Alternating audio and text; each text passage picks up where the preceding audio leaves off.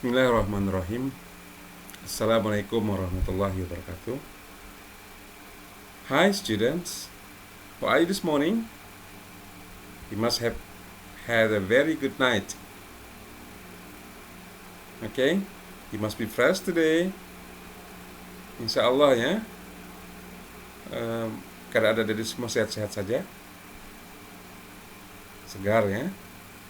Di pagi ini, in this morning, we are going to have our subject English learning strategies with a special focus on what type or what kind of learner are you. Tipe atau jenis mahasiswa apa Anda sebenarnya? Okay.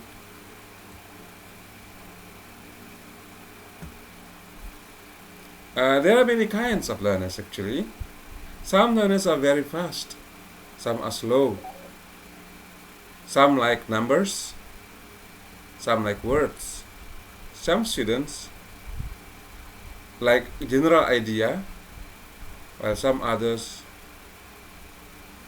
like word for word meaning. Okay? Some students are easy to talk, while many others prefer to listen.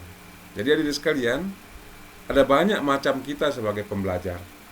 Banyak ya, pilihan-pilihan alami yang kita miliki, yang kita tidak sadari, yang membentuk jati diri kita sebagai seorang pelajar. Ada seorang mahasiswa atau siswa yang memilih cepat kalau dalam bergerak dan belajar, tapi ada yang lambat ya. Ketika dia lambat, dia berhati-hati. Ketika dia cepat, yang penting keluar, ya kan? Ada tipe siswa atau pelajar atau mahasiswa yang suka dengan angka-angka, sementara yang lain dengan kata-kata. Okay?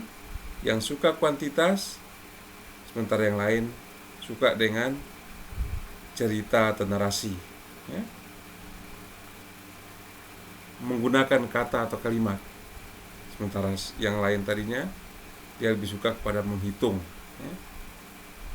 Kemudian ada tipe mahasiswa atau siswa atau pelajar dalam hal bahasa ini, ketika dia belajar cenderung ingin memahami kata per kata, word for word ya. Sementara ada yang lain yang penting pesannya. Ketika orang ngomong, apa pesannya secara umum, mau dia paham apa tidak, dia nggak terlalu penting. Saat itu yang penting dia bisa paham maksudnya. Ada juga tipe orang yang hobi bicara, senang dia ngomong. Sementara yang lain senang dengan mendengar ya? Senang dengan mendengar. Jadi kecenderungan-kecenderungan alami seperti ini melekat pada kita. Ada yang strong, ada yang kuat ya. Ada yang lemah di salah satu aspek itu. Nah, melalui kesempatan ini dalam mata kuliah kita ini, saya sebagai dosen ingin memberikan kesadaran kepada kita masing-masing bahwa apa yang kita lakukan itu tidak salah sih, tidak harus menjadi suatu hal yang kurang. Tetapi yang penting adalah kita memahami posisi kita di mana. The types or the kinds of learners we are, based on what we have done so far, is not about being wrong or correct. Okay? Jadi jenis atau tipe pembelajar kita saat ini, seperti yang saya gambarkan tadi itu, bukan dia benar atau tidak salah, tetapi yang penting adalah kita memahami kita sedang berada di posisi mana, apa sebenarnya yang kita butuhkan ketika ingin mencapai target tertentu dalam belajar ya? Nah, dengan memahami posisi atau jenis atau tipe pembelajar macam apa kita, maka kita bisa mengambil langkah-langkah. Dalam hal tertentu kita kurang, maka kalau kita ingin mencapai kelebihan di bidang itu, ada strategi tertentu yang kita tempuh. Okay guys, let's continue with the next slide. Ada dua tipe ya, kelompok pembelajar bahasa Inggris. There are two types of or kinds of learner, or learner preferences, pilihan-pilihan sebagai pembelajar bahasa. Yang pertama ada kelompok A, dan nanti akan saya paparkan kelompok B. The first category is learner preferences A. Ada tipe-tipe yang dia cenderung terjadi padanya. Yang pertama, embarrassed. Dia cenderung pemalu, sopan, ya. Kalau bicara cenderung merasa khawatir, ya. Takut membuat kesalahan.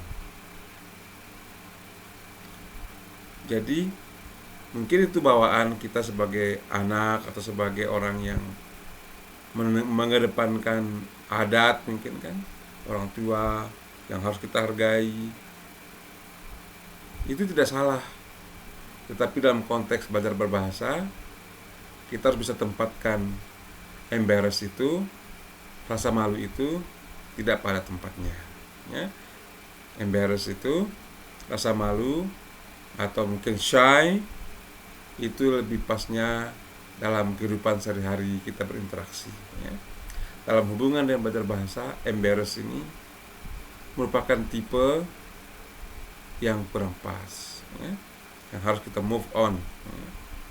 Kemudian tipe yang kedua, learner preferences ini adalah study only in class when teachers tell him to. Tipe yang kedua ini, gambaran study only in class ini juga sebenarnya tidak salah juga. Karena misalnya ketika kita kerja di kantor, kita harus taat sama pimpinan kita. We have to obey all what our bosses require or ask us to do. Harus kita ikuti. Our creativity is okay, but our obedience to the boss is number one.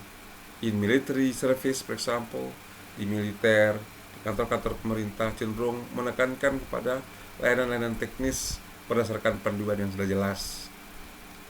Nah, ini nggak salah dalam konteks tertentu, tapi dalam konteks belajar bahasa belum tentu, ya. Okay, and then next, frustrated when making mistakes, merasa tertekan, merasa frustrasi, kecewa ketika membuat kesalahan. It is okay, normal kan kalau kita kecewa kalau buat kesalahan. Banyak kan orang yang, tapi itu dalam kehidupan sehari-hari. Ketika kita kekeliruan, kita merasa perlu minta ampun kepada Allah, mohon maaf kepada teman kita. Itu tidak salah dalam konteks kehidupan sehari-hari. Okay? And then choose to work alone, memilih untuk bekerja sendiri. Tidak salah juga. It's not wrong to choose to work alone. Misalnya when we have exam, ketika kita ujian, kita kan kerjanya sendiri-sendiri. It is not impossible for us to work with other people, ya kan? Memang kita nggak boleh bekerja dengan orang lain ketika ujian, ketika ada tugas-tugas tertentu, tidak mungkin kita bekerja sama. So in this case, all these four kinds of learner are acceptable, bisa kita diterima dalam hal-hal yang sesuai dengan konteksnya masing-masing. Okay? Saya kira penting, we have to realize this. This is all not wrong, but we have to put in their places, di tempatnya masing-masing, ya. Dalam konteks belajar bahasa Inggris sebagai bahasa baru, bahasa asing, we need to practice learner preferences B. Kita perlu memilih kecenderungan pilihan sebagai mahasiswa tipe B. First one is understanding a general idea is important. Memahami pesan umum itu penting. Kita tidak bisa memaksakan diri memahami kata per kata, apalagi bahasa asing. And a new language, a foreign language, has many words for us to understand, to learn. It is very difficult for us to understand every word. Jadi sulit sekali. Even in our own language, bahasa Indonesia or our regional language, bahasa daerah kita, kadang kita juga tidak memahami beberapa kata. Mungkin juga karena pengaruh suara, ya, noise dari sekitar, sehingga tidak semua kata bisa kita tangkap. Dan itu bagi kita di bahasa Indonesia dan bahasa daerah biasa kan. Yang penting pesannya nyampe. It is the same with English, with a foreign language. We should understand a general idea. Try to understand a general idea. Ketika kita gagal memahami kata per kata, it's okay, it is very normal. We must not be frustrated. or upset, pusing atau kecewa dengan hal itu. Okay? Second one, I don't mind people laugh when I speak. Ketika kita praktek berbahasa Inggris, kita harus tidak peduli dengan orang lain yang lewat sambil ketawa. Belum tentu menertawakan kita.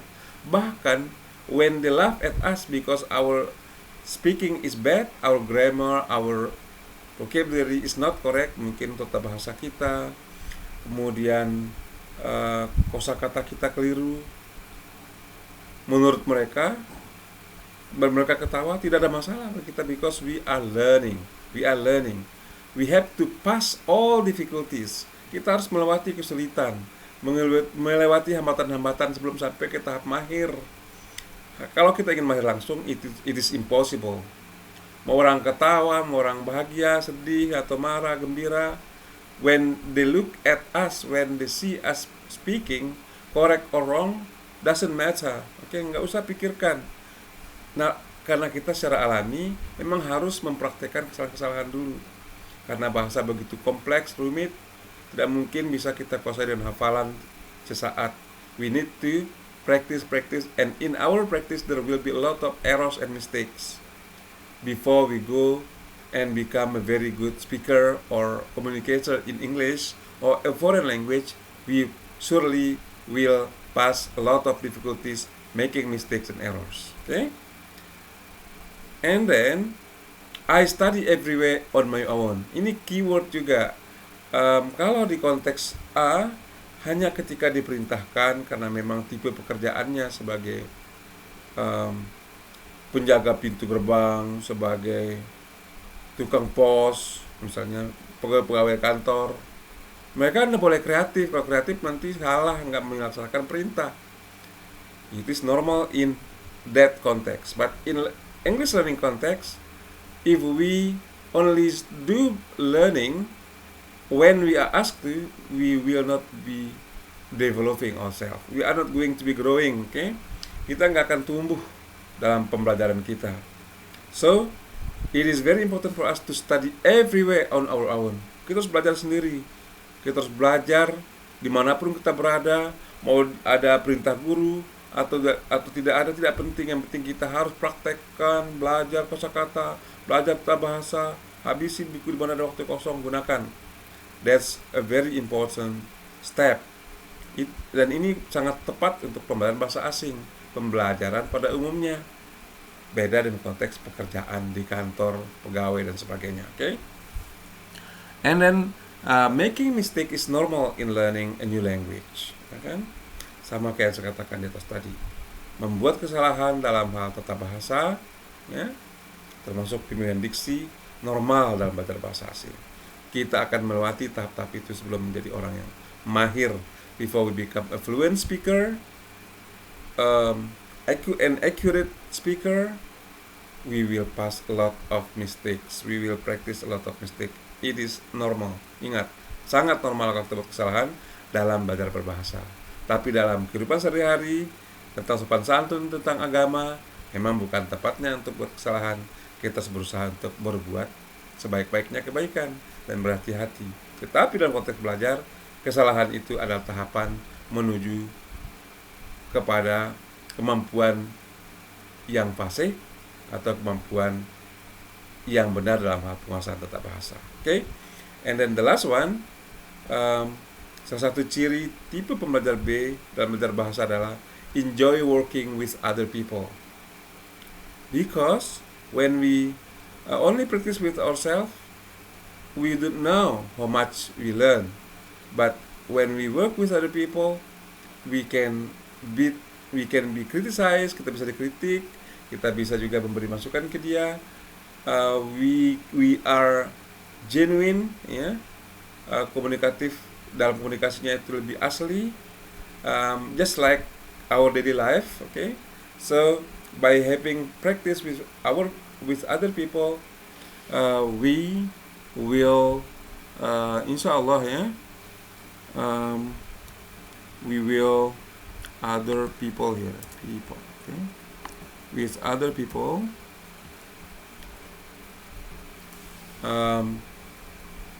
insyaallah, we we have the day-to-day life situations where language is normally used. Jadi kita punya keadaan normal berbahasa, menggunakan bahasa, tentu dalam kehidupan bersosialisasi dengan orang lain. This is key. This is very important tips for you as new students to be able to be successful in learning English. Okay? Ingat tips learner proficiency yang B.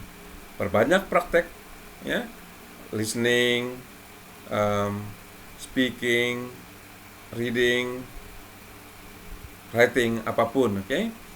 Try to use English as much as you can. Insyaallah, you will have a very successful future in your mastery of English. Thank you very much. Assalamualaikum warahmatullahi wabarakatuh.